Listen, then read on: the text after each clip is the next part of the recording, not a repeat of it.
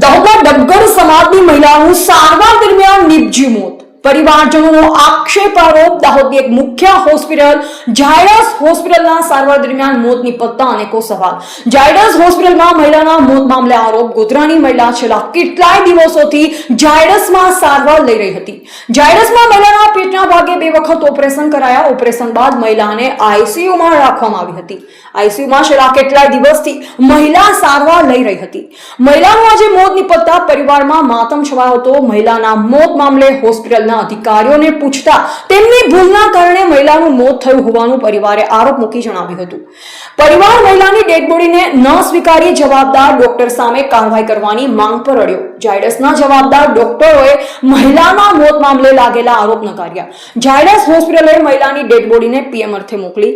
PM report બાદ સમગ્ર મામલો જાણવા મળશે તેવું ડોક્ટરોએ જણાવ્યું. મહિલાના મોત મામલે પરિવારે હોસ્પિટલમાં આક્રમણ શીખાવ ડોક્ટરની લાપરવાહીના કારણે મહિલાનું મોત થયું હોવાના પરિવારના આક્ષેપ. રિપોર્ટર પૃથ્વી ગોસ્વામી. નયનાબેન નામે નયનાબેન વિનોદભાઈ ડબગર. એમને પાણીની ગાંઠનું ઓપરેશન કરાવવા માટે આપણે ઝાયડસમાં લાયા. એમને 16 તારીખનું એમના ઓપરેશન થયું ને પછી એમને એકદમ પેટમાં તકલીફ થવા માંડી. તો પેટ ફૂલવા મળ્યું તો અમે એમ કીધું કે આ પેટ કેમ ફૂલે છે? ઓપરેશન કરાયા પછી પેટ તો ના ફૂલવું જોઈએ ને. તો આ લોકોએ સીટી સ્કેન કર્યું, સોનોગ્રાફી કરી. એમાં ખબર પડી કે આંતરડા પર આ લોકોએ કટ મારી દીધો છે ઓપરેશન કરતી ઘડી.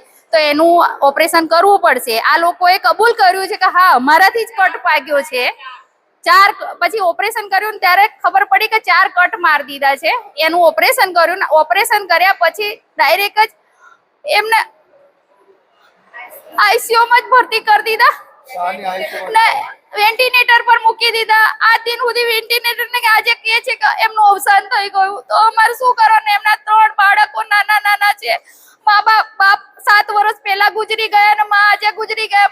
બાળક અનાથ થઈ ગયા. એમનું કોણ છે આ દુનિયામાં? બાપડા કોઈને અનાથ થઈ ગયા. બાપ नैनाबेन दगबार उम्र 46 वर्ष 10 तारीख को जो है वो हमारे हॉस्पिटल में एडमिट हुई और 16 तारीख को उनका जो है ऑपरेशन किया जाना था और ऑपरेशन हुआ. उस ऑपरेशन के बाद 6 दिन के बाद जो है ऐसा लगा कि जो है ऑपरेशन में कुछ एक प्रॉब्लम हो रही है, पोस्ट ऑपरेटिव कॉम्प्लिकेशन हो रही है. उसके लिए जो है हम लोग ने जो है 22 तारीख को जो है दूसरी बार ऑपरेशन किया. उसके बाद पेशेंट जो है दूसरी बार ऑपरेशन करने के बाद बिल्कुल स्टेबल था. 4 तारीख तक जो है बिल्कुल स्टेबल था, सब कुछ बढ़िया से था.